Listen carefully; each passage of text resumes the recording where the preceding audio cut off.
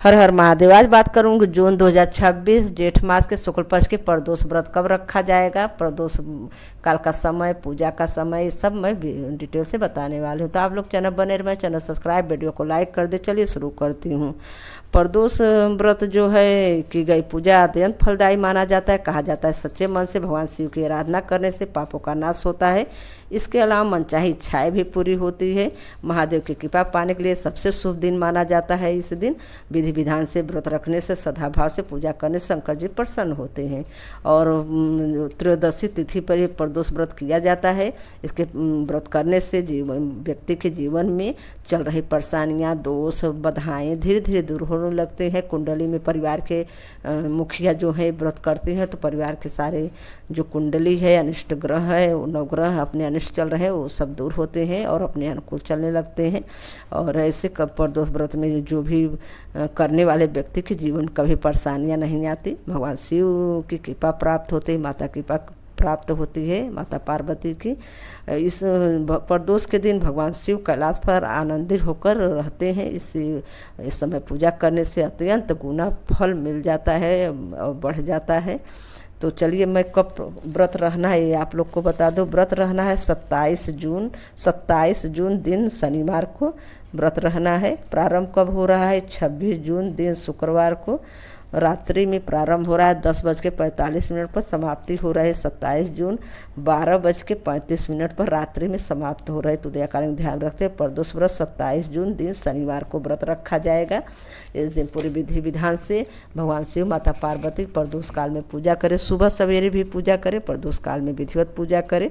और भगवान शिव की कृपा प्राप्त करने के लिए अपने आसपास मंदिर हो तो जरूर जाइए, वहाँ अभिषेक करिए भगवान शिव का।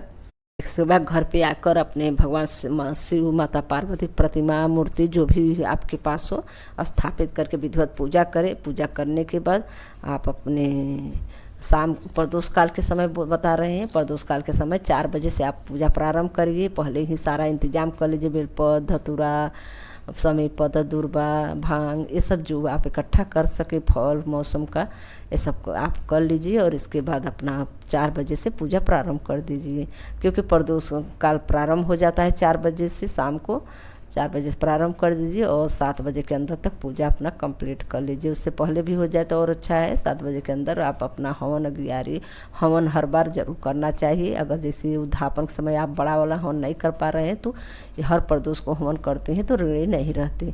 इसलिए प्रदोष व्रत के जरूर हवन करना चाहिए। भगवान शिव, माता पार्वती के नाम हवन भी लिखा है, ओम ऐं ह्रीं क्लीं नमः शिवाय सोहा।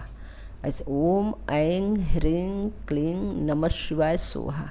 तो ऐसे करके आप प्रदोष काल का जो बुक है उसमें ये लिखा है मंत्र, तो आप लोग उसमें देख सकते हैं। तो ऐसे करके भगवान शिव, माता पार्वती का विधिवत पूजा करना चाहिए। घर में सुख समृद्धि, जीवन में मंगल की कामना के लिए घर के मुख्य द्वार पर आप प्रदोष व्रत के दिन जरूर दीपक जलाइए।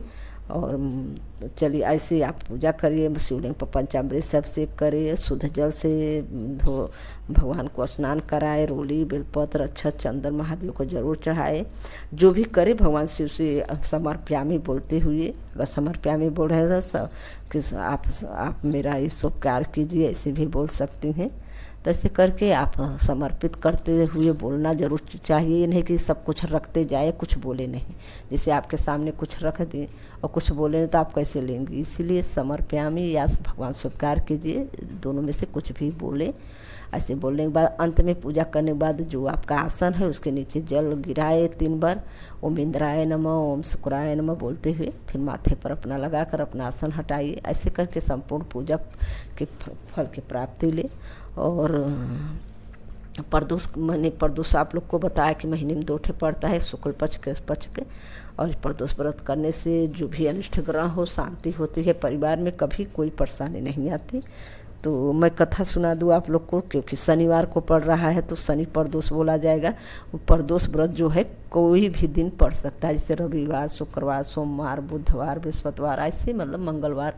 तो हर पर जिस दिन पड़ेगा उसी दिन के नाम से जाना जाता है। जैसे शनिवार को पढ़ा है शनि प्रदोष, मंगलवार को पढ़ा तो भूम प्रदोष, बुधवार को पढ़ रहा है तो बुध प्रदोष, गुरुवार को पढ़ रहा है तो गुरु प्रदोष। ऐसे एक एक दिन के हिसाब से अगर पढ़ता है तो नाम लिया जाता है। शनि प्रदोष जो है बहुत बड़ा मान्य होता है शनि प्रदोष के, जिसकी जैसे कि शुक्ल पक्ष में पड़ रहा है, जिससे बच्चे नहीं होने में देरी हो रहा है, तो इस शनिवार से अगर उठाएंगे तो उनकी मनोकामना पूरी होगी। लेकिन बोला इस साल पुरुषोत्तम मास लगा है तो आप नया व्रत कोई नहीं उठा सकते, इसीलिए कोई मत उठाएं, व्रत नहीं उठाएं। मतलब अगर पहले से उठाई हैं तब तो ठीक है, नहीं तो नहीं उठाए। शनि प्रदोष का पाठ जरूर करें। माता पार्वती की या भगवान शिव की कृपा प्राप्त करने के लिए आप पूजा वगैरह कर सकते हैं, लेकिन व्रत नहीं कर सकती।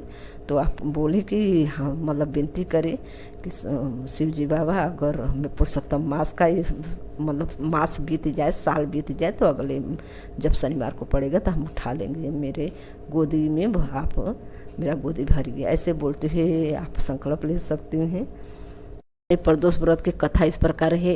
कथा है कि हे महामते, आपने शिव शंकर प्रसन्न करने हेतु समस्त प्रदोष व्रत की वर्णन किया। अब हम शनि प्रदोष की विधि सुनने की इच्छा रखते हैं, तो कृपा करके सुनाइए।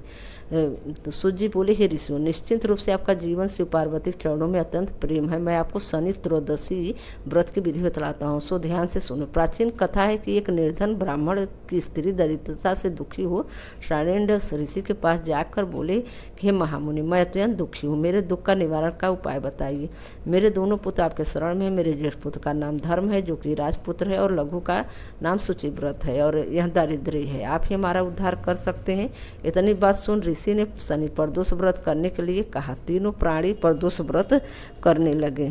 कुछ समय बाद पश्चात प्रदोष व्रत आया। तीनों ने व्रत का संकल्प किया। छोटा लड़का, जिसका नाम शुचिव्रत था, एक तालाब का स्नान करने गया तो उसे मार्ग में स्वर्ण कलश धन से भरपूर मिला। उसे लेकर वह घर आया और प्रसन्न हो माता से कहा कि माँ, यह धन मार्ग में प्राप्त हुआ है।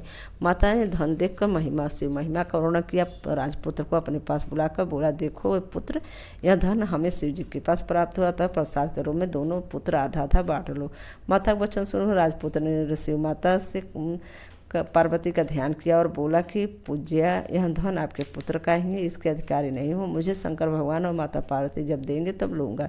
इतना कहकर राजपुत्र शंकर जी के पूजा में लग गया। एक दिन दोनों भाइयों परदेश भ्रमण का विचार हुआ। अनेकों गंधर्व कन्याओं को क्रीड़ा करते देख शुचिव्रत ने कहा कि भैया, अब हमें और आगे नहीं जाना चाहिए। इतना कहकर शुचिव्रत उसी स्थान बैठ गया, परंतु राजपुत्र अकेले ही स्त्रियों के बीच जा पहुँचा।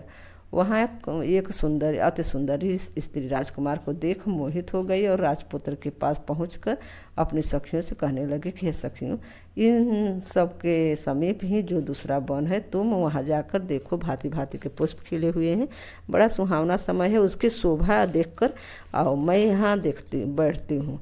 मेरे पैर में बहुत पीड़ा है। सुन सब सखी दूसरे वन में चली गई और वह सुंदर राजकुमार को देखती रही। इधर राजकुमार भी उनको कामुक दृष्टि से निहारने लगा।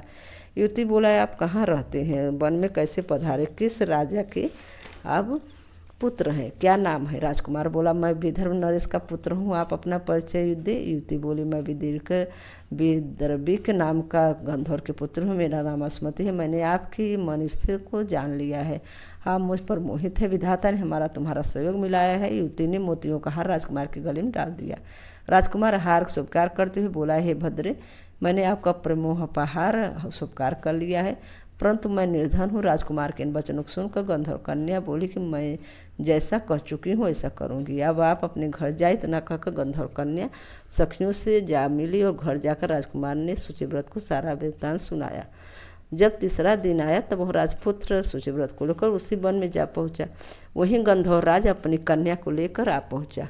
इन दोनों राजकुमारों को देखकर आसन देकर कहा, मैं कैलाश पर गया था। वहाँ शंकर जी ने मुझसे कहा कि धर्मगुप्त नाम का राजपुत्र है, जो इस समय राजविहीन और निर्धन है। मेरा परम भक्त है।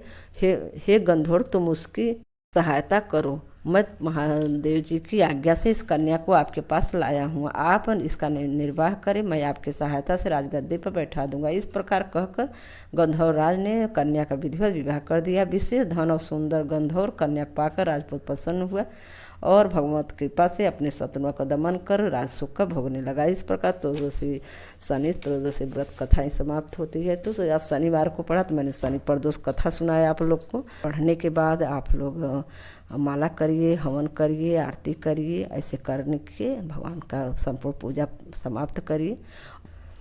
तो रखती हूँ। हर हर